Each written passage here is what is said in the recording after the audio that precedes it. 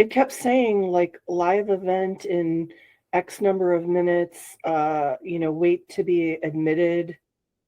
And it was like basically telling me I had to wait to be admitted. Logged out, logged in, logged out, logged in like 12 times. I'm like, really? Somebody's got to admit me to my own meeting?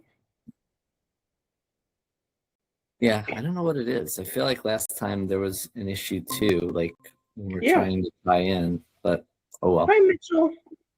Hello, how are we? Good, welcome. Thank you for joining us. We're just a little bit before 11:30 and we're waiting for others to join us.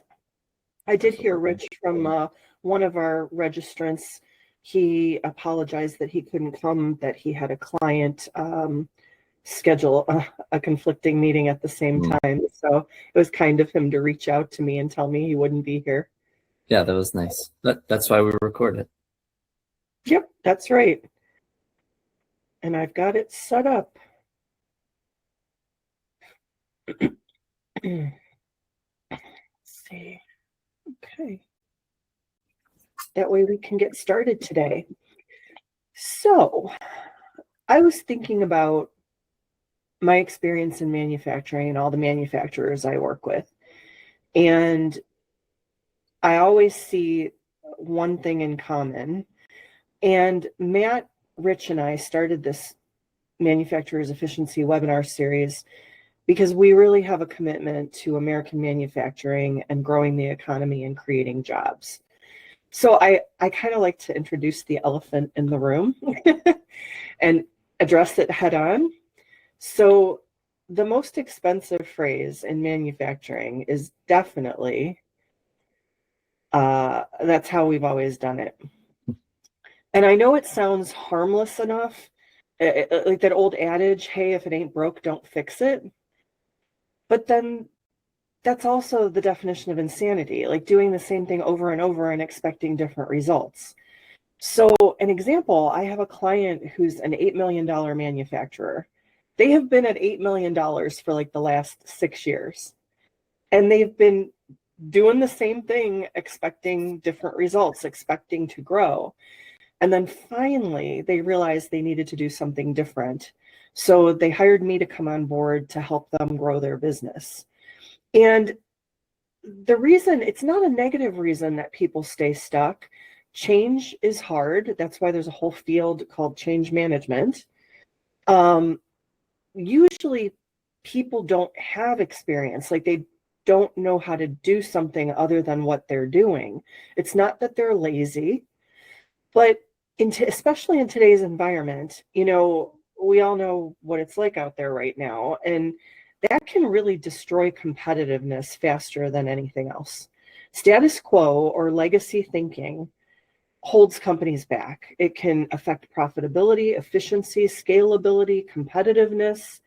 So just because it's familiar doesn't mean it's efficient. It doesn't mean it's the best way to do things. So I think, a lot of times think about relationships, friendships, partnerships. Sometimes we stay in partnerships because it feels normal or it feels familiar, but it isn't always the healthiest thing for us. But we tolerate it because it feels familiar. Processes are the same way. They get accepted because they've always worked. And what a lot of people don't realize is even small inefficiencies in a process repeated over and over on a daily basis, that becomes a big profit leak. So a lot of times, that's why I call them hidden costs. Like, it's not often visible on financial statements as this is the reason we're not growing. But it's, if we dig deeper and we look at like root cause analysis, we can find out what the real issue is. So the old manufacturing playbook, there is nothing wrong with it. Absolutely nothing. It worked. It worked. The reason it's not working anymore is not because manufacturing is broken. It's because back then, the way we did business, markets moved differently. So yesterday's playbook was built on yesterday's success. So in the past, manufacturing, the whole industry really rewarded consistency and repeatability. Demand was more predictable, product life cycles were longer, competition was regional, not global, and little incremental improvements was enough to stay ahead of your competition. That whole global landscape has changed, and that's why using the same playbook we used 10 years ago to operate isn't working in today's culture and economy. So this is really the reason it no longer works. We all know what's going on in the industry. So I listed all the variables here, but what got you here may not get you there. So you got here, but you're trying to get there. And experience is important, but sometimes assumptions have to be challenged. So, recent manufacturing, we continue to identify smart manufacturing, workforce adaptation, digital transformation. Those are key competitive drivers nowadays. And that didn't exist in the past. We didn't have these workforce problems. People went into blue collar jobs. We didn't have smart manufacturing. Everything wasn't digitized. We didn't have robotics. We didn't have automation. And so there's a lot of need for adaptability. The market has really been rewritten. The way we operate today is fundamentally different than the way we operated yesterday. And our buyers operate differently than they did yesterday. You're all buyers. We know we want speed, we want transparency, we want responsiveness, we want efficiency. And so the demands placed on manufacturers are greater. Then the labor shortage, it is harder and harder to find and more and more and more expensive. Manufacturers are paying a premium to get skilled labor, and margins are tight. So if you're inefficient, that hurts more than ever. So hidden profit leaks. Most manufacturers look at the plant floor. They're looking at operations, and they think they lose profit on dramatic failures. Like, oh, we have a huge defect in this production run. We just lost money because of defect waste. But they don't realize sometimes that they lose it in accepted inefficiencies that are repeated every day throughout the organization.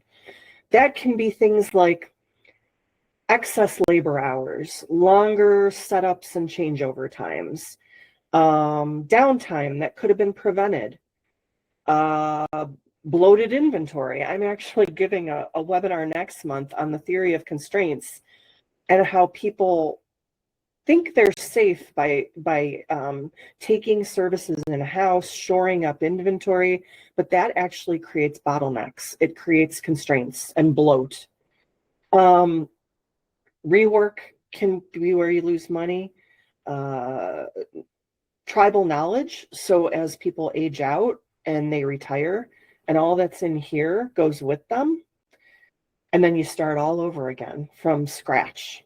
That is an inefficiency. That costs. There's tons more I could name, scheduling, quoting. It's not just production, it's sales, it's marketing, it's customer service. So I tell manufacturers to look at their organizations systemically and holistically. Like, I have a Lean Six Sigma background.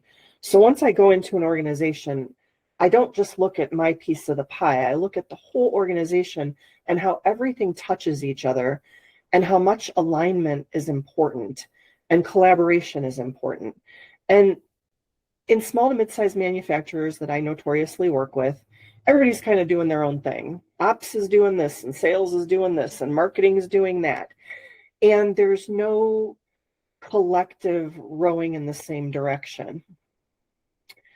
So modernization, I mentioned that. Modernization's not just automation. It's not just investing in equipment. Modernization today means, how do you attract customers? How you attract customers today is very different than it was 5-10 years ago. It includes your quote opportunities, your buyer journey. So if you have operational excellence, but you don't have commercial or go-to-market excellence, that can create bottlenecks to growth. So I listed some things here, ways that operations, sales, and marketing can optimize and modernize for, the old farm factories and today's modern factory. We got from there to here. Now, how do we get from here to there? So I tell people, they ask me like, well, how do I figure this out? How do I know if that's me or if we need to change? And I said, ask yourself some of these questions. Number one, legacy systems can become liabilities. Experience is valuable, but you have to challenge assumptions. So encourage your leaders to challenge assumptions. If you were building the business from scratch today, many processes would look different. But you're not building the business today, so we hang on to the way we did it yesterday. But think about if I could rebuild my business today, all of us, look at your career. If I could go to college again, would I major in the same thing? If I could go into a different field, would I have? Like in hindsight, knowing what I know now, would I have built things differently? And I think that's really valuable. So I kind of look at that myself too, when I'm trying to grow myself or improve myself. What am I missing? What tools do I need in my toolbox? What experience don't I have? What would make me more valuable?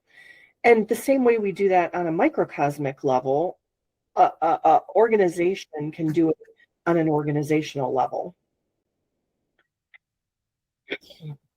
So where do I begin is always the question. Where do I start? Where do I start? It sounds overwhelming. And I think you always start small. Look at one process that you think is your biggest leak. Map it. I always do value stream mapping. What's current state? What's ideal state? And how do we get from here to there? That's part of Lean Six Sigma. So you can map one broken process, like what's wrong with it? We start here and then it hands off to there, and then it moves to this part of the plant, and then it moves here, and look for the inefficiencies. I always do a tech stack audit. So look at what technology you're using. Is it legacy? Is it integrated? Is it still supporting operations? Is it being utilized appropriately?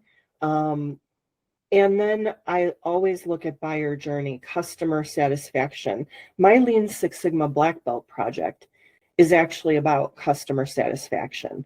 How do we get those Google reviews? How do we get satisfied customers? How do we make them our advocates so that they talk to other people and tell other people about us and they keep coming back? The customer journey doesn't end at the sale. It doesn't. And a lot of times manufacturers tend to be very transactional, and it's like, okay, made the sale, operations fulfills it, move on, next lead, next lead, next lead. Well, those customers still need to be nurtured. They still need to be important and valued. I already talked about alignment. That's a practical first step. Make some shared KPIs. Get sales, marketing, and operations rowing in the same direction. And look at bottlenecks. What are creating throughput bottlenecks in your facility? Those are easy ways to start. But like I tell people, like a lot of us we're not owners of the company, may not be the CEO, owner, president. So you feel your hands are tied, or it's not my job or not my responsibility, or I can't affect that kind of change. And you're right. It's like you are the people who take it to the fruition, but it's got to come from leadership. So even change in employees and workforce, there's that resistance to change. And it has to start at the leadership level to guide change. Teams follow, this is a quote I heard once, I don't know who said it, but teams follow what leadership tolerates. Teams follow what leadership tolerates. That's interesting.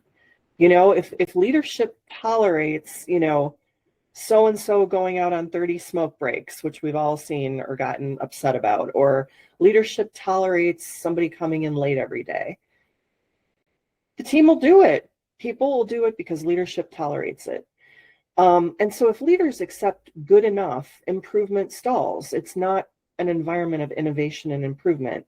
So continuous improvement has to extend beyond the shop floor to the whole business. And a thing I talk about a lot in manufacturing is the old style of leadership was command and control. It was that fear-based thing. I said, do it, so you do it. I'm the commander and you do it. And so command and control leadership is the old way of doing things. The new way is trust and inspiration. We all have seen these models of what do you feel is a good leader? Throw out words, put the Post-it notes on the wall. What do you feel is a good leader? And most people feel a good leader is someone who inspires them, supports them, someone they trust, someone who's compassionate and smart, not micromanaging. And so that kind of environment fosters autonomy and collaboration and motivation. The other kind of leadership fosters compliance. You comply or you're out. Your butt is in the seat or you're out. Work hard, work hard, work hard versus adapt fast. So I think modern leaders are focused on agility, and leaders often need to get out of their own way. And I have a friend who's an M&A guy, and he buys manufacturing companies. And he said the reason he buys manufacturing companies is to get rid of the CEO, owner, president, to get him out of the way so that the company can move forward. And so he said the problem in almost every company he goes into is the leader of the company. And once he gets rid of the problem, he can fix the company. Just thought that was interesting to hear. And we're seeing it a lot now where as leaders are aging out of manufacturing companies, we're seeing their children, some of their employees coming on in leadership positions. And that I work with, almost all the companies I work with, it's like the next generation is taking over, and they get it. They grew up in a digital world. They grew up with automation. And so I'm starting to see a lot of changes happen and a lot of modernization with the next generation of leaders. So I love this. This little camel, he's so cute. So we're all familiar with evolution, right? Darwin's theory of adaptation driven by natural selection. So organisms evolve traits that help them survive. And Darwin's theory posits that individuals with variations better suited to their habitat or their environment survive, and they pass along these advantageous traits to their offspring. So over generations, populations change. And all systems are similar to that. Change is hard. We have to grow to survive. Companies have to grow to survive. They have to adapt. They have to evolve. And when times are changing, stagnation can be death. So it is the survival of the fittest. We've all heard that in business. It's kind of cutthroat, but it's nature. Survival of the fittest. That's what you're looking at here. That's how the camel made it. That's how the cactus made it. So I think the next decade is going to really reward adaptability over legacy. Manufacturers that modernize holistically are going to outperform those who optimize only operations. So the competitive advantage now requires that agility. Let's see. So honestly, that's everything I wanted to talk about. I wanted to turn it over to Rich and Matt, my partners in crime here, first, to see if they had any comments or anything to add. And then I want to open it up to the audience to see if anyone has questions, comments, or anything you want to discuss. That's what we're here for. We're here to talk about it, not just for me to preach at you. Gina, the one thing that I had, and you kind of touched on it on the slide about leadership needing to be at the forefront and kind of leading the innovation and the adaptability. What do you suggest to people that are in some type of managerial or leadership role, but not at the top of the food chain, not the president or the owner or the CEO, that see this and realize, hey, we need to change to keep up with the times, but they're getting pushback or they're getting resistance from the top leadership? How do they try to persuade, I guess, or show, is probably a better way of putting it, that top leadership that this is the way to go? That's a great question, Matt, and that's always hard. That oftentimes is the showstopper when you don't have leadership buy-in. I always go back to Lean Six Sigma, which whenever you do a Lean Six Sigma project, you always have to have a champion, and that champion has to have position power. So my suggestion would be, if you've got a C-suite, which a lot of the manufacturers I work with don't, it's like there's the CEO, owner, president, and then there's a controller and an ops manager and a sales manager, and that's it. But if there is a C-suite, if there's a CFO or a CMO or a COO, even if it's not the owner, CEO, president, if there's someone else in a leadership authority position that you can get as a project champion, that will go a long way. Also, I have done it myself as a consultant without the leadership behind it. So for instance, when I go into a consulting engagement, right now, my one client that I'm thinking about, the $8 million one that wants to grow, I have weekly meetings with the sales manager, the ops manager, and me. And the CEO, owner, president isn't there. There's no C-suite there. But we make sure we're rowing in the same direction. There's a handoff there, marketing finds the leads, warms them up, hands them off to sales. They make the sale, they hand it off to ops to fulfill the order. If there's a breakdown in any of those areas, that affects the customer journey. You can lose the customer. And so I always want to make sure those three teams are informing each other. Like we have working sessions, not just meetings for the sake of having a meeting. Like I will come there with homework and I will have them review things and I will ask, what are you hearing from the customer? What are your challenges right now? And we make sure that we're all on the same page. So those are two suggestions I have that have worked for me. Anybody else? Yeah, thanks. Yeah, so I'll chime in. Gina, good presentation. And agree with everything you're saying. If there's no person in a position of power who's backing up the effort to drive change in the organization, that can be the killer for sure. Yeah. Kind of similar to Rich's question is, but more for the I'll call them the employee, right? So you've got, we're talking about manufacturing here. You've got an employee or a group of employees on the production floor who have done something a certain way for, forever. And you're trying to convince them, hey, there's a better way to do this. How have you overcome that apprehension, that resistance to, the employees are at the ground level, the ones who are really going to be most directly affected by whatever change you're trying to drive in the organization for a given, if you've identified that one process, we're going to test this out on to do it and try to do it a better way. How do you overcome that resistance or that fear, really? Well, I think it depends. That's a great question too. I think it depends where in the organization you're finding the bottleneck or the lack of modernization. And what I've seen in manufacturing is most of the time, the first place to modernize is operations in the shop floor. Like, hey, we don't have enough skilled labor workforce. We're going to install some robots and cobots. Hey, we don't have enough people. We're going to start installing automation. So I don't see the issue usually in that area where you've got it like the operator level. If it is in that area, usually it's a Lean Six Sigma project. Like that's how people get buy-in on the shop floor.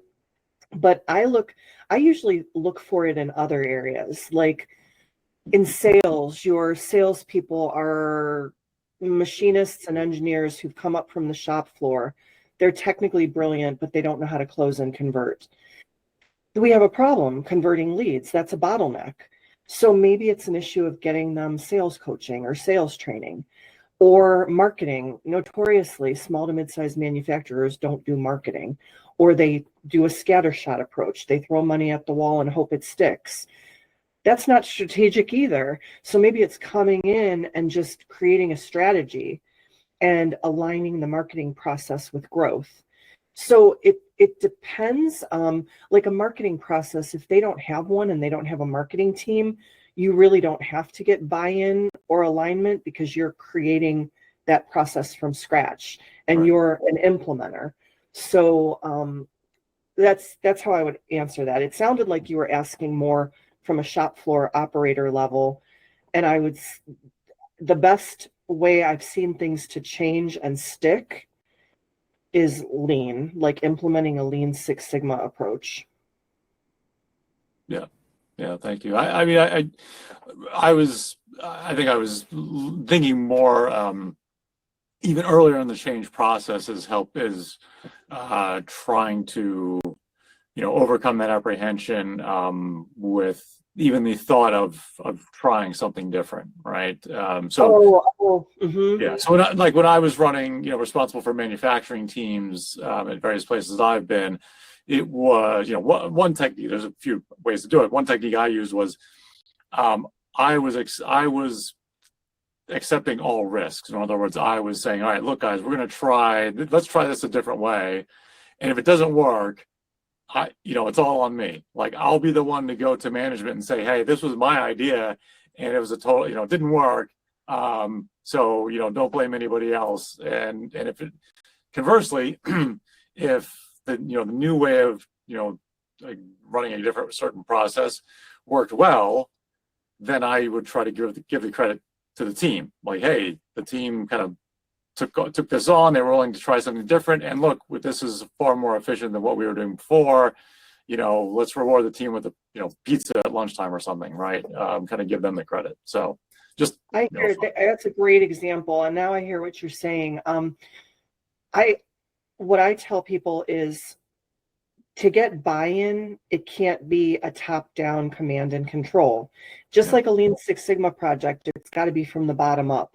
So you have to get their input, make them part of the change, make them part of the project, have them give the suggestions, have them have ownership, make them feel empowered, not that you're telling them what to do and you're going to change or else. That's that command and control mentality. Also, I think that when you get that kind of input, the people who are doing the work, they're the ones who know the truth. Like, they know what's wrong or what's going on. And so communication, over communication. When I see people trying to do change management, making everybody aware from the beginning, day one, and getting their input is so important, because then they feel respected and valued. And that goes a long way. Yeah. Great answer. No, getting their buy-in. Yeah, absolutely. By making them part of the trying to come up with a solution. Yeah. Gina, I have one thing I could tack on just quickly. Please do. If it's, if that works. So I work with manufacturers as well, and two things that I've noticed that have helped me a lot personally is to treat all change as its own project. Like you're saying, make it its own project. And that doesn't always start with kind of talking at people. Do you know what I mean? I'm not going to go out there and start training a group of people on something new where this is completely out of the blue for them. Maybe I've been doing data analysis for 3 weeks on something and I finally figured it out. And I'm not just going to run out there and say, okay, so now you have to do this and this and this differently. Okay, perfect. Okay, and then I'm going to walk away. So the change management model that I've always had the most success with is the ADKAR model. Are you guys familiar with this? ADKAR? No, I'm going to Okay, look so it this up. is really great for me, and I love to have it. Helps to have it in my mind, in the back of my brain at all times, and I can remember what to do next. But the ADKAR model, ADKAR, it means that for successful change management, you want to start with building awareness in the group of people that there even is a problem, or there's a better way or something. You know, you have to build the awareness first. And you can't train someone into a new way of doing something before they've got the awareness that there's a problem. But then the second part is even more important. It's a desire. So whether you're managing up to the CEO or the C-suite, managing up through a plant manager, or if you're managing this change down through a group of new hires, you've got to somehow make what's in it for me. You've got to give them the desire. Okay, sure, yeah, I could care about this. But if there's no awareness and desire, then the knowledge, the ability, and the reinforcement with the rest of this model doesn't have a foundation to kind of build on. So your change management really depends on the internals of this person's mind, right? So that's the ADKAR model. I would really recommend Googling that, pull it up, and just maybe print out just a little poster of it. And then the second thing is I've always had really good results if I treat this as a new product. This idea, I've got the awareness and I got the desire. In a group of people, can I find somebody who cares enough to be the early adopter? And I'll just latch onto that. I'll latch onto that interest and that desire and that willingness of one person to try something, and then that can spread just like the iPhone, right? So not everyone's going to go out and buy a new phone that doesn't have any buttons. You got to have some people who can prove, okay, that worked. So I like to find early adopters in every situation as well. So those are the two things I would really recommend. Thank you. I'm so glad you joined us. Hey, Matt and Rich, in case you don't know, Mitch is he's a bottleneck guy. So he deals with bottlenecks like every single day. And he's local here in Ohio, so he's in my neck of the woods. And he's also got an engineering background, so it's cool that you joined us. Thank you, and thank you for that input. I'm going to investigate that model more. You remind me of a project I did where we implemented Salesforce at a company I worked with. And that's exactly what we did. We got that super user, like someone who loved Salesforce, and they saw the value in it and they advocated for it and they got in there and used it. And then everybody else kind of saw what they were doing and the efficiencies it created. And then other people started adopting, because people, there are leaders by nature and there are followers by nature. So I think, finding those leaders and kind of the rest will follow. Well, I'm going to close out our presentation.